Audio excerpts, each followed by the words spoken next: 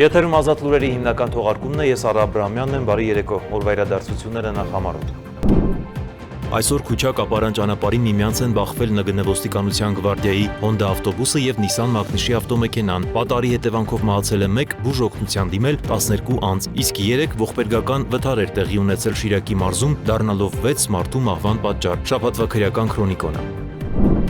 Կաբալայում ընթանում է խաղաղության կամուրջ նախաձեռնության հերթական հայ-ադրբեջանական կլոր սեղան քննարկումը, որին մասնակցել է նաև Ադրբեջանի նախագահի օգնական Հիքմետ Հաջիևը։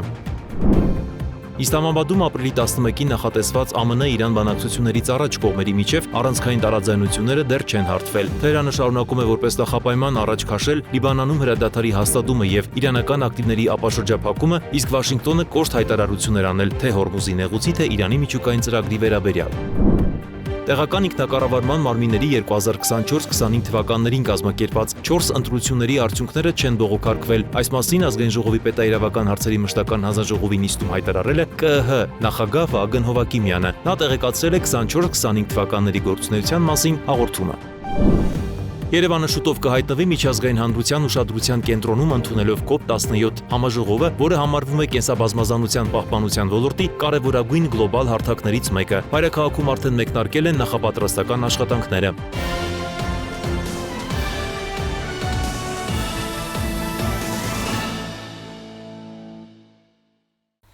Այսօր ժամը 7:50-ի սահմաններում Քուչակ ապարան ճանապարհին միմյանց են բախվել ներքին գործերի նախարարության ոստիկանության գվարդիայի Հոնդա ավտոբուսը եւ Նիսան Մագնիշի ավտոմեքենան։ Ըստ նախնական տվյալների ճանապարհատրանսպորտային պատարի հետևանքով մահացել է 1, իսկ բուժ օգնության դիմել 12 անձ։ Տուժած բոլոր քաղաքացիներն արդեն դուրս են գրվել հիվանդանոցից, դեպքի առնչությամբ նախաձեռնվել է քրեական վարույթ։ Ի դեպ որոշ լրատվամիջոցներ տեղեկություններ են տարածել այն մասին, թե իբրև տեղի ունեցած վթարը ՆԳՆ ոստիկանության գվարդիայի ավտոբուսի մեղավորությամբ է եղել, սակայն ինչպես հայտնում են քննչական կոմիտեից դեպքի վայրի զննությամբ, պարզվել է, որ Նիսան Մագնիշի ավտոմեքենան է հանդիպակաց գոտում բախվել Հունդայի Մագնիշի ավտոմեքենային։ Մյուս ապատեղեկատվությունը կապված է ոստիկանության գվարդիայի ավտոբուսի Հայաստանի վարչապետի Ավտոշարասյանն ուղեկցելու հետ, որը նույնպես չի համապատասխանում իրականությանը։ Շիրակի մարզի Աղին բնակավայրի մոտ Արմավիր Գյումրի ավտոճանապարհի 47-րդ կիլոմետր հատվածում տեղի ունեցած BMW-ի եւ Opel-ի բախման հետևանքով BMW-ի ուղևոր Շիրակի մարզի բնակիչ 64-ամյա Լիահն, Opel-ի վարորդ Էլամիր Խն, վերջինիս ուղևորներ Շիրակի մարզի բնակիչներ 56-ամյա Լեյլի Խն, 20-ամյա Արման Տ-ն, 5-ամյա Ռուզաննա Խն եւ 1-ամյա Միհրան Խն մահացել են, իսկ BMW-ի վարորդ Կարլեն Ան, Opel-ի ուղևորներ Շիրակի մարզի բնակիչներ 27-ամյա Մարիամ Თ-ն, 8-ամյա Լեյլի Խն, 3-ամյա Տիգրան Խն եւ 1-ամյա Դավիթ Խն տեղափոխվել են Գյումրու բժշկական կենտրոն, որտեղից մի քանիսին սանավիացիայով տեղափոխել են Երևանի մասնագիտացված հիվանդանոցներ։ 1 եւ 3 տարեկան տղաների վիճակը ծայրահեղ ծանր է, միացված են արհեստական շնչառական ապարատին։ 8-ամյա աղջկա առողջական վիճակը եւս ծանր է, 28-ամյա կնոջ վիճակը ծայրահեղ ծանր, բոլոր տուժածները վերակենդանացման բաժանմունքում են։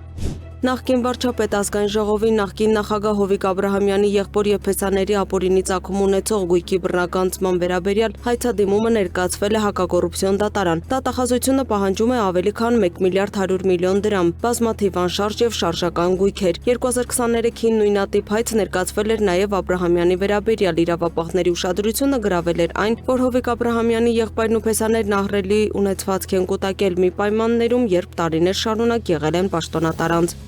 Բժշկական կենտրոնից ներքին գործերի նախարարության 112 օպերատիվ կառավարման կենտրոն հաղորդում է ստացվել, որ շտապօգնության խումբը ձախ սրունքի առաջնային մակերեսի հրազենային վիրավորում ախտորոշմամբ բուժօգնությանն է տեղափոխել մի անձի նախնական տվյալներով Հայաստանի Հանրապետության էկոնոմիկայի նախարարության մասնավոր պահնորդական ընկերության աշխատակիցը հերթափոխի ընդունման հանձնման ժամանակ իրեն ամրակցված զենքից պատահական կրակոց է արձակել, տեղափոխվածի առողջական վիճակը գնահատվում է բավարար։ Աշխատանք եւ սոցիալական հարցերի նախկին նախարար Արտեմ Ասատրյանի, Պետգույքի կառավարման կոմիտեի նախկին ղեկավար Արման Սահակյանի եւ նույն գործի շրջանակներում ձերբակալված մյուս անձանց նկատմամբ խափանման միջոց է ընտրվել գրավը եւ բացակայելու արգելքը։ Քրեական վարույթի շրջանակում վերականգնվել է պետությանը պատճառված վնասի մի մասը։ Կադաստրի պետական կոմիտեի նախկին նախագահ Մանուկ Վարդանյանը մեղադրվում է պետական սեփականություն հանդիսացող պատմության եւ մշակույթի հուշարձաններն անհատույց սեփականության իրավունքով հայաստանյաց առաքելական եկեղեցուն հանձնելու համար։ Գործն ուղարկվել է հակակոռուպցիոն դատարան։ Հայաստանի անվտանգության խորհրդի քարտուղար Արմեն Գրիգորյանի գլխավորած պատվիրակությունը կմասնակցի Դելֆի տնտեսական ֆորումին։ Պատվիրակությունը Հունաստանում կլինի ապրիլի 21-ից 23-ը ներառյալ։ Գաբալայում ընթանում է խաղաղության կամուրջ նախաձեռնության հերթական հայ-ադրբեջանական կլոր սեղան քննարկումը, որի առանցքում են խաղաղության գործընթացի ներկա վիճակը, խաղաղության կամուրջ նախաձեռնության մասնակիցների կողմից իրենց երկրներում իրականացված գործողությունները եւ դրանց արդյունքները, տարածաշրջանում տիրող իրավիճակը։ Քննարկումները կշարունակվեն մինչև ապրիլի 12-ը։ Նշենք, որ այսօրվա քննարկմանը մասնակցել է նաեւ Ադրբեջանի նախագահի օգնական Հիկմետ Հաջիևը, որը պատասխանել է հայկական պատվիրակության հարցերին։ Հանդիպանը կարևորվել են երկու երկրների միջև առևտրային հարաբերությունների զարգացումը եւ Ադրբեջանի միջոցով Հայաստանին տարանցիկ ապրանքների մատակարարումը։ Ընդգծվել է, որ TRIP նախագծի իրականացումը կարող է փոխել տրանսպորտային եւ ընդհանուր տարածաշրջանային դինամիկան։ Շեշտադրվել է նաեւ խաղաղության օրակարգի շուրջ երկկողմ բանակցությունների, քաղաքացիական հասարակությունների միջև շփումների եւ վստահության ամրապնդման միջոցառումների կարեւորությունը։ Իդեպ այսօր Ադրբեջանից Հայաստան է ուղարկվում եւս 15 վագոն 887 տոննա դիզելային վառելիք, այս մասին հայտնում են ադրբեջանական զանգվածային լրատվամիջոցները։ Ռուսաստանի արտգործնախարարի տեղակալ Միխայել Գալուզինը հանդիպել է Ռուսաստանում Հայաստանի դեսպան Գուրգեն Արսենյանի հետ։ Կողմերը մտքեր են փոխանակել երկկողմ հարաբերությունների արդիական հարցերի վերաբերյալ, հաշվի առնելով Ռուսաստանի նախագահ Վլադիմիր Պուտինի եւ Հայաստանի վարչապետ Նիկոլ Փաշինյանի միջև վերջերս Մոսկվայում կայացած բանակցությունների արդյունքները։ Հանդիպման ընթացքում ընդգծվել է բարձր մակարդակով ձեռքբերված պայմանավորվածությունների իրականացման ուղղությամբ համատեղ ակտիվ աշխատանքի կարևորությունը, մասնավորապես առևտրատնտեսական եւ մշակութային հումանիտար ոլորտներում։ Կողմերը անդրադարձել են նաեւ տարածաշրջանային խնդիրներին, Հարավային Կովկասում տնտեսական գործակցության զարգացման եւ տրանսպորտային հաղորդակցությունների վերականգնման համատեքստում։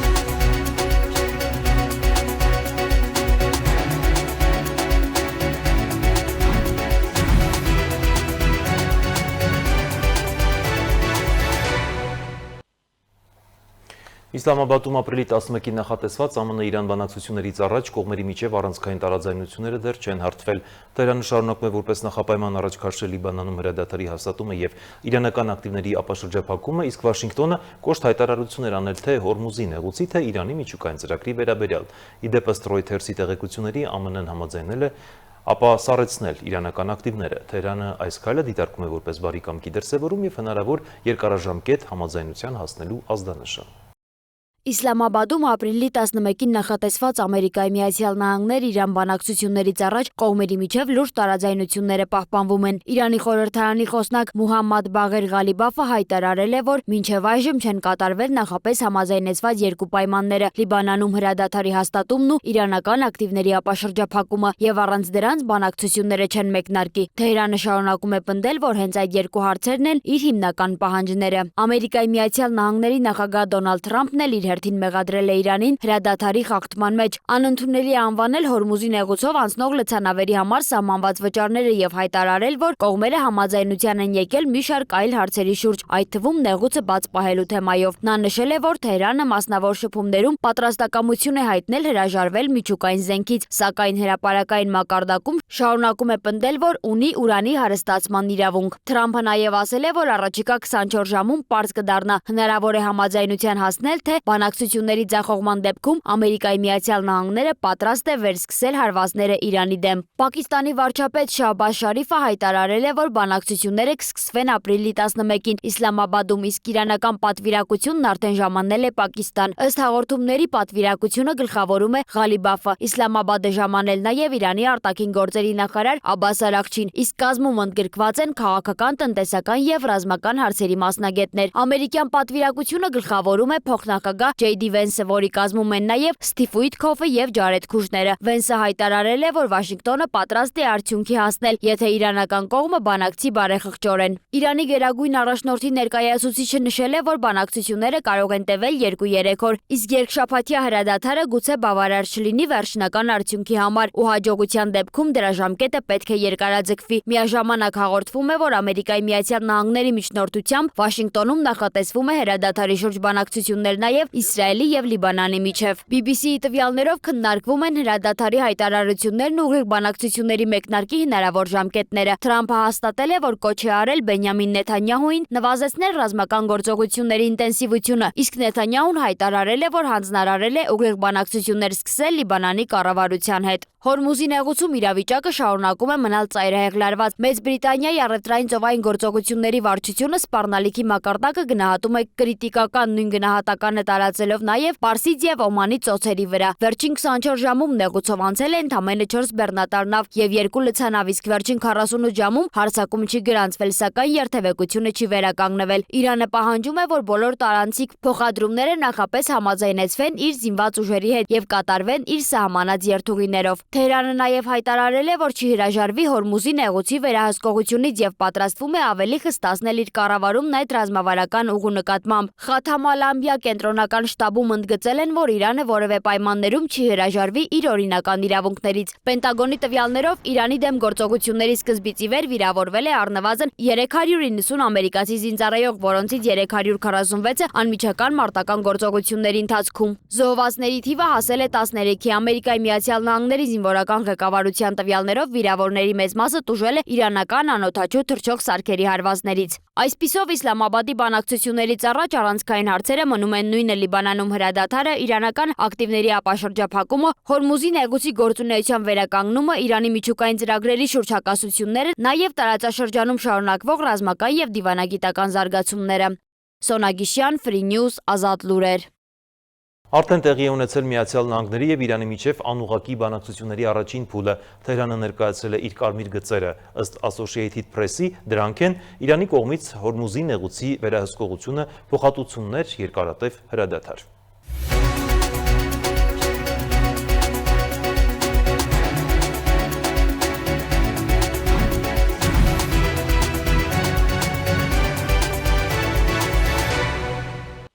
Ռուսաստանի ռազմական դատարանը պաշտպանության նախկին փոխնախարար Պավել Պոպովին դատապարտել է 19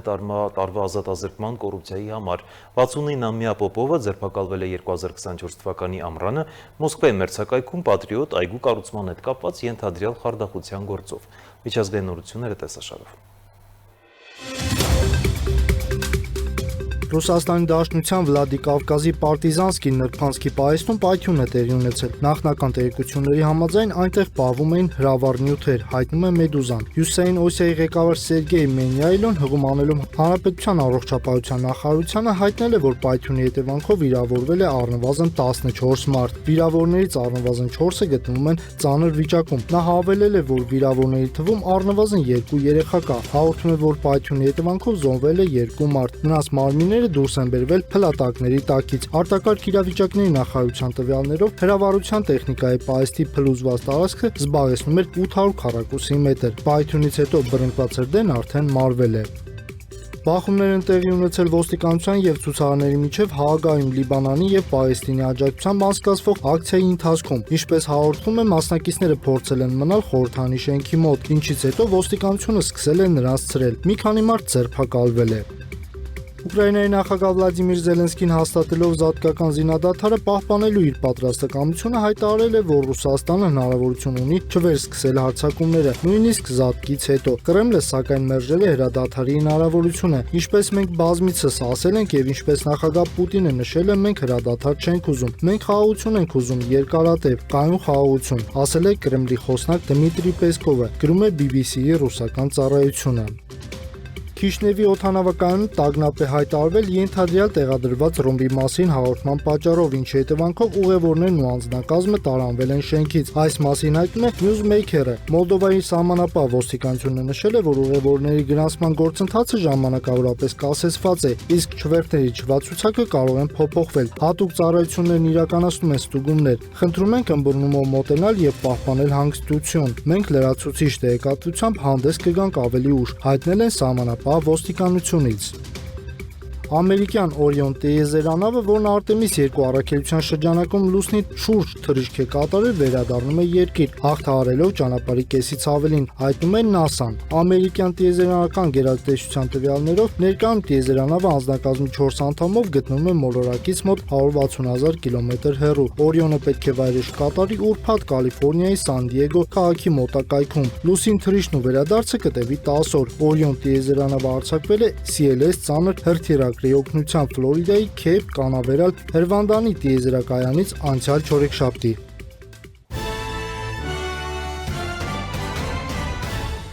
Տեղական ինքնակառավարման մարմինների 2024-25 թվականներին կազմակերպած 4 ընտրությունների արդյունքները չեն բողոքարկվել։ Այս մասին ազգային ժողովի պետայրավական հարցերի մշտական հանձնաժողովի նիստում հայտարարել է Կենտրոնական ընտրական հանձնաժողովի նախագահ Վահագն Հովհակիմյանը, ներկայացնելով 2024-2025 թվականների գործունեության մասին հաղորդումը։ Նիստում անդրադարձ է եղել նաև առաջիկա խորհրդարանական ընտրությունների կազմակերպմանը, թմրամիջոցների ապօրինի շրջանառության համար պատժաչափերի խստացմանը վերաբերող օրենսդրական նախաձեռնությանը։ 2024-2025 թվականներին կազմակերպված թիմ 4 ընտրությունների արդյունքները չեն բողոքարկվել։ Այս մասին ազգային ժողովի պետական իրավական հարցերի մշտական հանձնաժողովի նիստում հայտարարել է Հայաստանի Հանրապետության Կենտրոնական ընտրական հանձնաժողովի նախագահ Վահագն Հովհակիմյանը, ներկայացնելով ԿԸՀ 2024-2025 թվականների գործունեության մասին հաղորդումը։ Հովհակիմյանի խոսքով նշված ժամանակահատվածում անցկացվել է տեղական ինքնակառավարման մարմինների 4 ընտրություն, մեկը մեծամասնական, 3-ը համամասնական ընտրակարգով։ Նա ընդգծել է, որ Կենտրոնական ընտրական հանձնաժողովի ռազմավարությամբ 2025 թվականից առաջնահերթություն է տրվելու ընտրական գործընթացների արդյունավետ կազմակերպմանը, թափանցիկությանը եւ հաշվետվողականության բարձրացմանը, տեխնոլոգիական զարգացմանը, նաեւ ընտրողների իրազեկմանն ու ընտրական հանձնաժողովի կարողությունների ամրապնդմանը։ 10 մարզերում մենք ծրագրում ենք ունենալ նստավայրեր եւ կարող եմ ասել, որ միջազգային գործընկերների կողմից մենք ստացել ենք այլևս, ասենք, դրական արձագանք եւ ազգային ժողովի ընտրություններից հետո արդեն նախաձեռնելու ենք այդ 10 նստավայրերի ձևավորումը։ Յուրաքանչյուր մարզ կենտրոնում մեկ նստավայր։ Կենտրոնական ընտրական հանձնաժողովի նախագահը նաև հայտնել է, որ առաջիկա խորհրդարանական ընտրություններում 300 եւ ավելի ընտրող ունեցող բոլոր տեղամասերից կապահովի քվեարկության եւ արդյունքների ամփոփման գործընթացի հեռարձակումը։ Նա նաև պարզաբանել է, որ արտերկրում բնակվող եւ ընտրություններին մասնակցել ցանկացող Հայաստանի Հանրապետության քաղաքացիները քվեարկության օրը պետք է գտնվել Հայաստանի Հանրապետության տարածքում։ Ընտրողների թիվն է հրապարակվել, ընտրողների թիվը նախորդ 21 թվականին 2.584 կամ 86 հազար է եղել։ Այս որ առաջի թիվը, որ ընտրությունը նշանակվելուց հետո հրապարակվեց, 2.489 հազար է։ Պլյուսով այնտեղ։ Այո։ Ինչով է պայմանավորված այս նվազումը։ Հարգելի գործընկերներ, 22 թվականից, երբ որ ուժի մեջ է մտել ընտրական օրենսգրքի 21 թվականի փոփոխությունները, իսկ 21 թվականի փոփոխություններով, այսինքն այդ փոփոխությունները, որոնք ուժի մեջ մտան, ըստ էության ընտրական ցուցակում չեն ընդգրկվում 6 ամիս եւ ավել ընտրությունների նախորդող, այսինքն շրջան 6 ամիս եւ ավել վավեր փաստաթուղթ չունեցող անձանց տվյալներ, այսինքն իրանք մնում են բնակչության պետական ռեգիստրում, բայց ընտրական ցուցակում, եթե 6 ամիս եւ ավել, այսինքն անձանց հաստատող փաստաթղթի վավերականությունը 6 ամսից ավել անցել է, ինքը ուղղակի ընտրական ցուցակում չի ընդգրկվում։ Եվ 22 թվականին այդ ժամանակ, երբ որ այս կարգավորումը ուժի մեջ մտավ, ըստ էության այդ ժամանակ արդեն ընդհանուր ընտրողների թիվը կարող եմ ասել մոտ 100-ից 200 հազարով նվազել է։ Պետական իրավական հարցերի մշտական հանձնաժողովում առաջին ընթերցմամբ քննարկվել է նաև պատգամավոր Հայկ Սարգսյանի ներկայացրած նախագիծը, որով առաջարկվում է խստացնել թմրամիջոցների ապօրինի շրջանառության համար նախատեսված պատժամիջոցները։ Սարգսյանը ներկայացրել է նաև վիճակագրական տվյալներ, նշելով, որ 2022 թվականին գրանցվել է 1707, 2023 թվականին 4556, 2024 թվականին 3485, իսկ 2025 թվականին 4172 դեպք։ Նախագծով առաջարկվում է ծանրացնող հանգամանք սահմանել հանցանքը տեղեկատվական կամ հաղորդակցման տեխնոլոգիաների միջոցով, այդ թվում տելեգրամյան ալիքներով կատարելու համար։ Նաև խստացնել պատիժները անչափահասների անօգնական վիճակում գտնվող անձանց ներգրավմամբ, խմբով կամ խոշոր չափերով կատարելու դեպքերում։ Քննարկման ընթացքում հանձնաժողովի անդամ Լիլիթ Մինասյանը նշել է, որ միայն պատժամիջոցների խստացմամբ խնդիրը չի լուծվում, թեև այս փուլում ինքը կողմ է նախագծի ընդունմանը։ Արդարադատության նախարարի տեղակալ Գևորգ Քոչարյանն էլ պարզաբանել է, որ կառավարությունը դեմ չէ բոլոր խստացումներին, այլ առաջարկում է ավելի համաչափ կարգավորումներ։ Արդյունքում հանձնաժողովը հավանություն է տվել կառավարության առաջարկների հիման վրա լրամշակված տարբերակին։ Սոնա Գիշյան, Free News, Ազատ լուրեր։ Երևանը շուտով կհայտնվի միջազգային հանրության ուշադրության կենտրոնում ընդունելով COP17 համաժողովը, որը համարվում է կենսաբազմազանության պահպանության ոլորտի կարևորագույն գլոբալ հարթակներից մեկը։ Մայրաքաղաքում արդեն մեկնարկել են նախապատրաստական աշխատանքները, պատասխանատուները վստահեցնում են Հայաստանը պատրաստ է արժանապատիվ հյուրընկալել աշխարհի տարբեր երկրների պատվիրակություններին։ Երևանը պատրաստվում է ընդունել բնապահպանական դիվանագիտության ամենակարևոր հարթակներից մեկը COP17-ը եւ քաղաքում արդեն զգացվում է առաջիկայում տեղի ունենալիք այդ մեծ իրադարձության շունչը։ Մայրաքաղաքի հյուրանոցներն ու համաժողովների սրահները վերազինվում են, իսկ պատասխանատու կառույցները վստահեցնում Հայաստանը պատրաստ է միջազգային բարձր մակարդակի միջոցառում կազմակերպելուն։ Հայաստանի պատմության մեջ սա ամենամեծ միջոցառումներից մեկն է եւ առանձնահատկություններից մեկն է կայանում է նրանում, որ նաեւ ինքը գիտական ուղղվածություն ունի։ Շրջակա միջավայրի փոխնախարարի խոսքով COP17-ի կազմակերպչական աշխատանքներն արդեն անցել են ակտիվ փուլ։ Կառավարությունը ձևավորել է միջգերատեսչական հանձնաժողով, որն աշխատում է թե լոգիստիկ, թե բովանդակային ուղղություններով։ Մեծ ծավալով, մի քանի հերթափոխով աշխատանքներ են իրականացվում, որպեսզի էքսպո կենտրոնը պատրաստ լինի եւ հուսով ենք, որ ամեն ինչ կլինի հավուր պատշաճի, որակապես բավականին բարձր եւ մենք Հայաստանում կունենանք COP, որի որակական նմանը չենք ունեցել։ Ըստ նրանց ծրագրավորման հյուրերի ընդունելության եւ անվտանգության հետ կապված հիմնական հարցերը գտնվում են վերջնականացման փուլում։ Հիմնական մասնակիցները տատանվում են 8-ից 10 հազարի սահմաններում, ակնկալում ենք մինչև 20 հազար այցելություն Հայաստան։ Ինչ վերաբերում է ենթակառուցվածքներին, ապա իրականացվում են լայնածավալ բարելավումներ, վերանորոգվում եւ արդիականացվում են համաժողովների դահլիճները, մեծացվում տրանսպորտային հնարավորությունները, բարելավում թվային կապը։ Պատասխանատուները վստահեցնում են, Հայաստանը կունենա բոլոր անհրաժեշտ պայմանները հյուրընկալելու հազարավոր մասնակիցների տարբեր երկրներից։ COP17 միջոցառումը երկար տարիներ է իր էֆեկտը ունենալու։ Իր էֆեկտը ունենալու է ոչ միայն մեր երկիր նոր զբոսաշրջային հոսքեր ներգրավելու համար, այլև մենք նախատեսում ենք, որ նաև շատ ակտիվ կլինի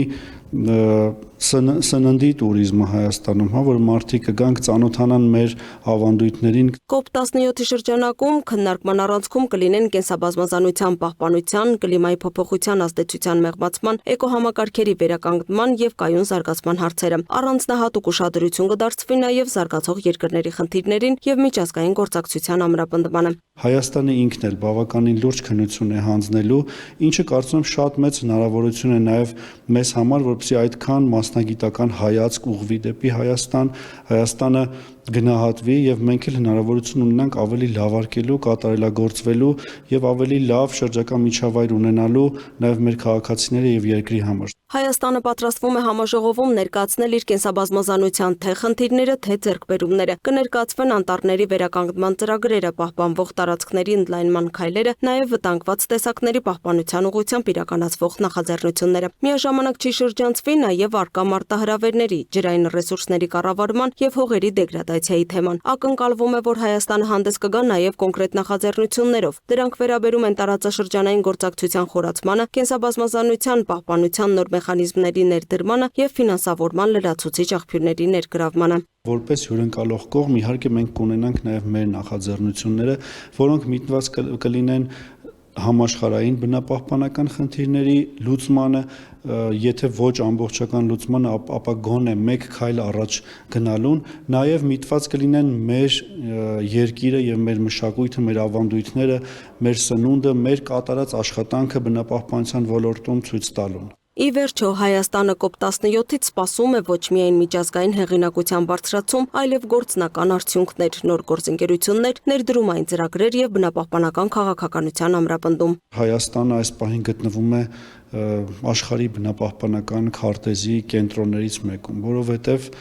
մենք շատ մեծ հանձնառություն ենք վերցրել այս բավականին դժվար ժամանակներում աշխարհի մեր վրա հանձնառություն ենք վերցնել առաջ տանել կենսաբազմազանության պահպանության օրակարգը։ Դա շատ պատվաբեր, շատ պատասխանատու աշխատանք է եւ կարող եմ ասել, որ միջազգային գործընկերության տեսանկյունից մենք շատ դրական եւ շատ լավ կողմից ենք դիտվում եւ արդեն բազմաթիվ համագործակցությունների առաջարկ ունենք, բազմաթիվ համագործակցություններ արդեն սկսվել են, մենք ինքներս ինստիտուցիոնալ առումով շատ արագ զարգանում ենք։ Ինչպես նշում է շրջակա միջավայրի նախարարի տեղակալ Արամ Մեյմարյանը, այս համաժողովը հնարավորություն է Հայաստանը դարձնելու բնապահպանական օրակարգի ակտիվ մասնակից եւ ձևավորելու երկարաժամկետ դրական ազդեցություն երկրի զարգացման վրա։ Լուսինե Գրիգորյան, Տիգրան Ղազարյան, Free News, Ազատ լուրեր։ Թողարկման այս հատվածում կարևոր եւ ուշագրավ հարցեր եմ քննարկել Սննդամթերքի անվտանգության տեսչական մարմնի իրազեկման խորհրդատվության եւ հանրության հետ տարվող աշխատանքների բաժնի պետ Անուշ Հարությունյանի հետ։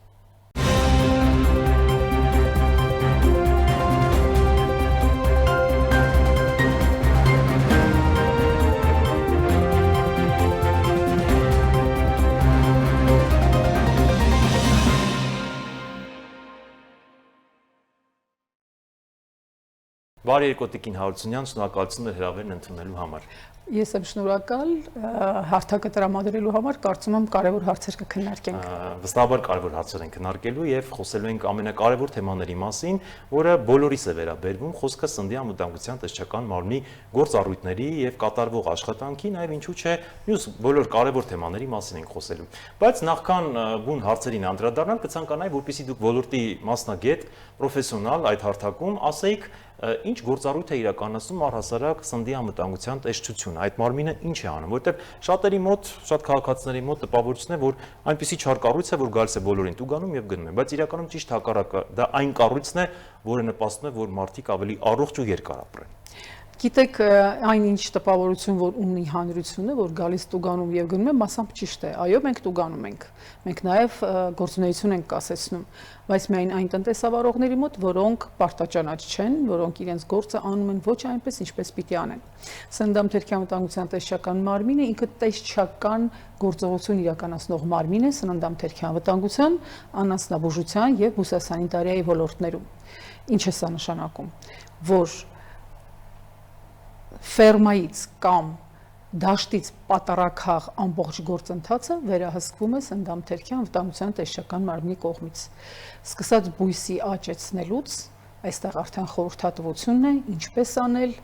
որպեսզի բույսը ճիշտ աճի, միրգը մեզ առողջացնի, բույսը մեզ առողջացնի, ինչպեսի պեստիցիդներ օգտագործել, հա, ագրոքիմիկատներ օգտագործել, ինչպես դրանք օգտագործել, բուժանյութերը, այո, ինչպես օգտագործել, այս ամենը մտնում է մեր գործունեության եւ մեր ծավալների մեջ, մեր աշխատանքների մեջ, եւ մենք վերահսկում ենք նաեւ այդ իրացման կետերը, որտեղ վաճառվում են ագրոքիմիկատներն ու պեստիցիդները եւ բնականաբար դրանց օգտագործման ձևի մասին, հա, մեր հիմնական գործառույթներից մեկը խորհրդատվությունն է գյուղացիներին, ագրոբիզնեսի ներկայացուցիչներին բացատրել, տեղեկացնել, թե ինչպես պետք է օգտագործել, որպեսզի արդյունքում մարդը չտուժի, որևէ խնդիր չունենա։ Նույնը վերաբերում է նաեւ անասնաբուժության ոլորտին, կենդանու պատվաստումներից սկսած դրանց նկատմամբ վերահսկողությունը, անասնաբույժի նկատմամբ վերահսկողությունը նույնպես մեր ոլորտում է եւ իհարկե սննդամթերքի անվտանգությունը, որի մեջ մտնում են արտադրությունը, հանրային սննդի կետերը եւ իրացման ցանցը, սննդամթերքի իրացման ցանցը։ Այս ամբողջը մեր վերահսկողության ոլորտում է եւ այստեղ մի կարեւոր հանգամանք եմ ուզում նշել, որ կանց միշտ թվում է, հանրությանը միշտ թվում է, որ սննդամթերքի անվտանգության տեսչական մարմինը պատասխանատու է, թե ինչպիսի մթերք է հայտնվում շուկայում։ Տեսչական մարմինը պատասխանատու չէ։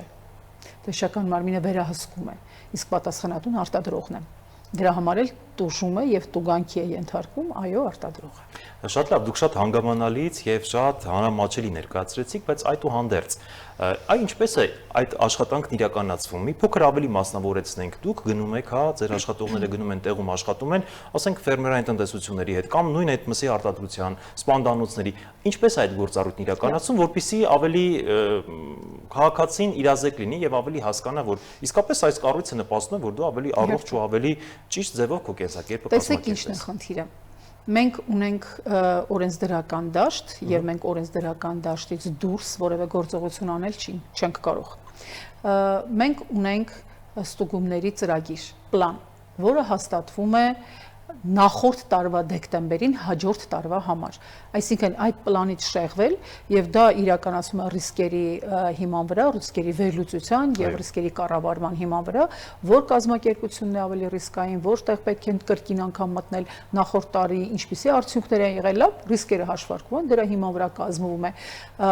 պլանը, ստուգումների պլանը եւ այդ ծրագրից դուրս գործողություն տեսչական մարմնի որևէ տեսուչ կարող է անել միայն բողոքի հիման վրա, որը գալիս է հանրությունից, պետական մարմիններից, օտարերկրացիներից, էական չէ։ Պետք է լինի բողոք, որպեսզի դու կարողանաս որևէ կազմակերպություն մտնել։ Ընդհանուր ծավալի բողոքը, այ գիտեք, խանութներում վաճառում են ժամկետանց սննդամթերք, ինձ ոչինչ չի ասում։ Խանութներում վաճառում են սննդամթերք, ժամկետանց հասկանալի է, բայց ես պետք է կոնկրետ իմանամ, որ խանութում ինչ ժամկետած սննդամթերք կա եւ գնամ այդ ժամկետան սննդամթերքի ետևից։ Իմ տեսուչը կգնա դա ստուգելու։ Տեսեք,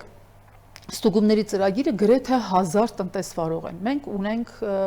160-162, եթե չեմ սխալվում, տեսուչ, որոնք կարող են իրականացնել տեսչական գործողություն, հա, ստուգում, դիտարկում, միշտադիտարկում, այս գործողությունները իրականացում են միայն տեսուչը։ Տեսեք, ես աշխատակից եմ, հա, տեսչական մարմնի աշխատակից եմ, տեսչական մարմնի իրավաբանը, այլ աշխատակիցը որևէ գործողություն իրականացնել չի կարող։ Իրականացում է միայն տեսուչը։ Տեսուչների քանակը 160-ն է։ 160 տեսուչը 1000 ստուգման ծրագրով հազիվել 1 տարվա մեջ հասցնում է, բայց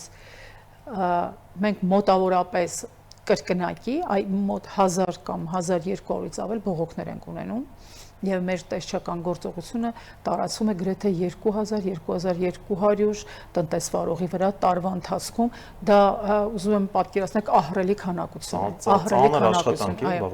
հատկապես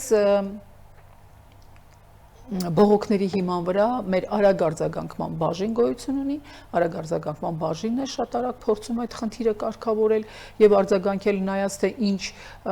շտապողականության կամ ինչ արագության խնդիր պետք է լուծվի, հա, եթե միտեղ ժամկետան սննդամթերք է, հին սննդամթերք է, թունավորման խնդիր է, ուրեմն դա ինչ ասեմ, րոպեների, ժամերի, 1 օրվա ընթացքում իրականացվող գործողություն է, պետք է հրաման ունենաս, հրամանը պետք է ծանոթանա տնտեսվարողը, կոնկրետ տնօրենը կամ արտադրության տերը, հա, կազմակերպության տերը ստորագրի քեզ թույլ տա, որ դու մտնես ստուգման եւ դու նոր կարող ես մտնել ստուգան։ Օրենքն այդպիսին է։ Իսկ սանիտարահիգիենիկ նորմերի խախտումներ եւ այլն դա կարող է եւս 1-2 օր տևել, բայց միևնույն է արագ արձագանքման տրամաբանության մեջ մենք գրեթե 1000-1200 ստուգում անում ենք այսպես խելագար վազքով, ինչը ես չեմ ուզում շատ գովել մեր տեսուչներին, բայց իրականում հսկայական ծանր աշխատանք է արվում։ Տեսեք, իսկապես շատ ծանր եւ շատ պատասխանատու լուրջ աշխատանք է տարվում, բայց այդուհանդերձ այդ աշխատանքների ժամանակ խոսենք ամենատարածված սխալների մասին, հա, երբ որ արագ սնդի կետերը սնկի պես աճում են բոլորը եւ որևէ նորմ չի պահպանվում եւ գնաց տեսուչը բողոքի հիման վրա կասեցեց եւ այլն։ Հետոն ինչպես է կազմակերպվում, այսինքն այդ տվյալ սուբյեկտը կարող է այս տարածքում կասեցնի, մեկ այլ տարածքում շարունակի իր անբարեխիղճ վարքագիծը դրսևորի։ Այս դեպքում վերահսկողությունը ինչպես է իրականացվում, մեխանիզմները, որպեսզի այս մարդը կամ ինչ որ մշակույթ ձևավորեն, որ աշխատեն ու հասկացնեն, որ չի կարելի այսպես աշխատել։ Պարզապես մարդկանց նման սնունդ չի կարելի մատակարարել։ Տեսեք, մարդու գիտակցության վրա աշխատել մենք չենք կարող։ Հոգեբաններ չենք, ընդհանրապես տեսչական գործողություն իրականացնող ենք։ Մենք պիտի գնանք, տեսնենք խախտումը, այդ խախտումը արձանագրենք եւ խախտման լրջությունից ելնելով կասեցնենք կամ միայն տուգանենք, հա։ Տեսեք, բաց բերանով աղբար կղը նույնպես խախտում է, դրա համար կտուգանվի, բայց չենք կասեցնի։ Իսկ երբ որ գնում տեսնում ես թե պատերը ինչպես են քանդվում ուտելիքի մեջ, բնականաբար այդ կազմակերպությունը նրա գործունեությունը ժամանակավորապես կկասեցվի, տնտեսվարողը ինքը կսահմանի այն ժամանակաշրջանը, երբ ինքը կարող է վերականգնել այդ խնդիրները վերացնել, հա, վերականգնել իր կազմակերպությունը բերել նորմալ տեսքի, մենք դա կֆիքսենք հրամանով, որոշմամբ, կասեցման որոշմամբ ժամանակ կտրամադրենք եւ այդ ժամանակի ընթացքում կպահանջենք, որպեսզի դա կատարված լինի։ Եթե տնտեսվարողը որոշում է ինչ-ինչ ճանապարհներով, որոշակի խախտումներով գործունեություն իրականացնել, մենք ոստիկանություն չենք եւ իր ետևից գնալ ու հայտնաբերել, որ ինքը այսպիսի խնդիրներ ունի, մենք չենք կարողանա։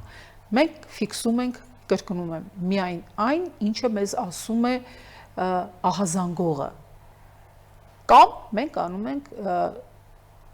ուրեմն մեր ծրագրի հիման վրա, ստուգումների ծրագրի հիման վրա։ Մենք կարող ենք սեզոնայնությունից ելնելով, տոնական օրերից ելնելով հրամաններ բացել ընդհանուր շուկան ուսումնասիրելու վերաբերյալ, ինչպես օրինակ արեցինք,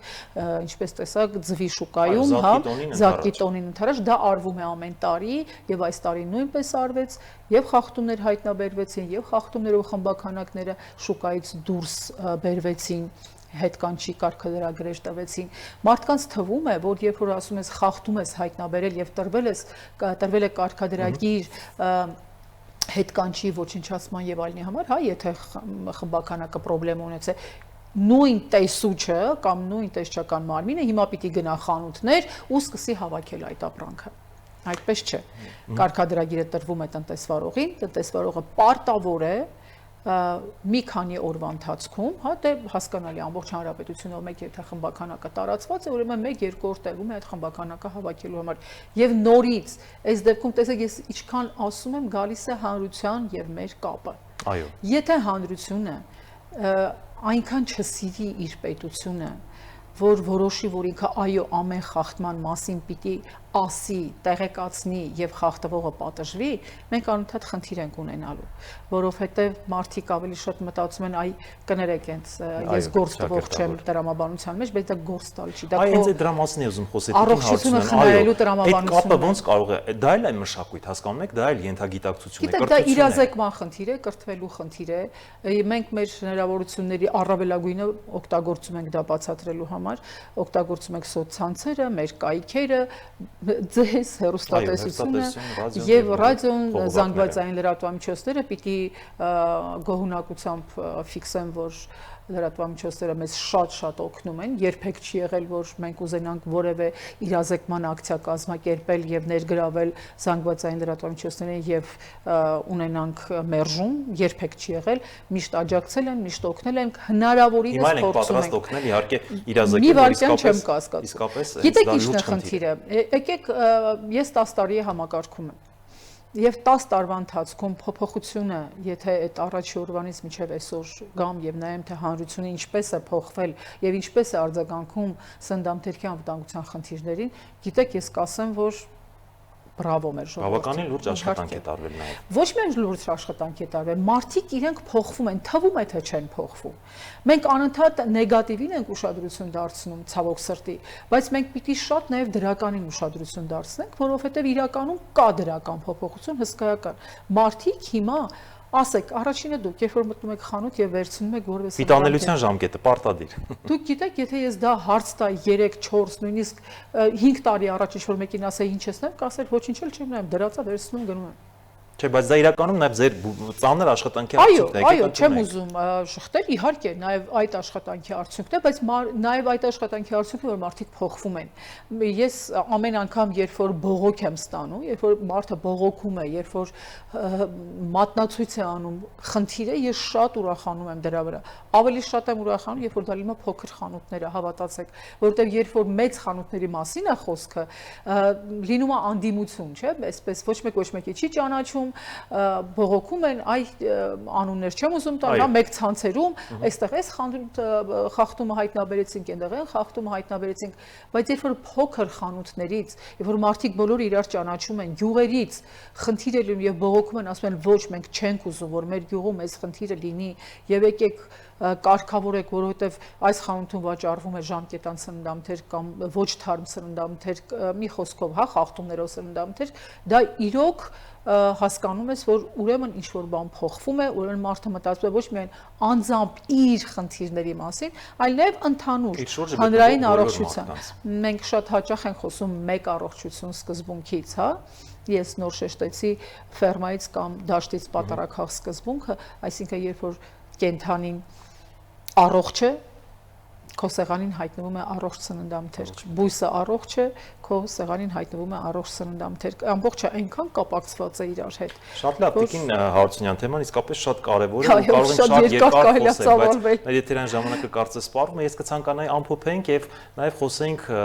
ձեր կառույցի ապագա անելիքների մասին, ինչ սպասել 2026-ին մինչև տարվա վերջ։ թվայնացում կլինի, խստացումները ավելի նոր կլինեն, ինչ նոր մեխանիզմներ կներդրվի։ Այդ դուք շատ լավ նշեցիք, որ այդ կապը հանրություն եւ ՍԱՏՄ գործակցությունը կարծես ձևավորվել է։ Էլ ինչի սպասենք։ Շատ կարճ հանգամանալից շնորհակալ եմ, որ ներկայացրեք։ հիշեցրեցիք թվայնացման մասին, որովհետև այո, թվայնացումը այսօր օրախնդիր հարց է եւ տեսչական մարմինը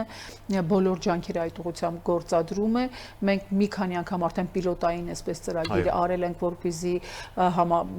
պլանշետներով գնան տեսուչները ստուգումների եւ այդ ամբողջ գործընթացը հա գրել, մտցնել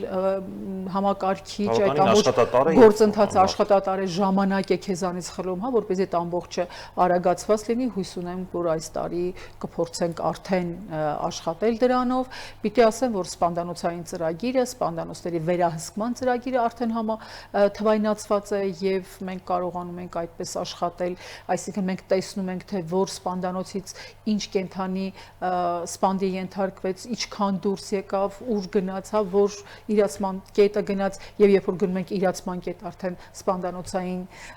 մսի նկատմամբ ստուգումների, մենք տեսնում ենք, թե արդյոք այդ միսը սպանդանոցային է, թե ոչ։ Ու այդպիսի շատ ծրագրեր կարող եմ այսպես ծավալվել, ասել, բայց հասկանում եմ, որ ձեր եթերային ժամանակ։ Եվ ամենավերջին կարող եք ուղղակի որպես ոլորտի լավագույն մասնագետ արդեն կարող եմ հանգիստ ասել, ձեր մաղթանքը հղել կամ ուղղակի ձեր մեսիջը փոխանցել մեր քաղաքացիներին, որ ինչ անել եւ ինչ չանել։ Շատ կարճ։ Մեսիջը միակն է եւ ամենահստակը։ Երբեք մի խուսափեք, ուրեմն բողոքը տեղ հասցնելուց, մի խուսափեք։ Մեր թեժ գծի հեռախոսահամարն է 118, շուրջօրյա է, անընդհատ աշխատում է եւ անվճար է։ Խնդրում եմ զանգարեք ցանկացած պահի, մենք պատրաստ ենք օգնել, աջակցել, իսկ հանրության առողջությունը դա մեր առաջնային խնդիրն է, որը պետք է լուծել։ Շնորհակալ եմ հանգամանալից ներկայացնելու համար։ Ձեզ եմ շնորհակալ, շնորհակալություն։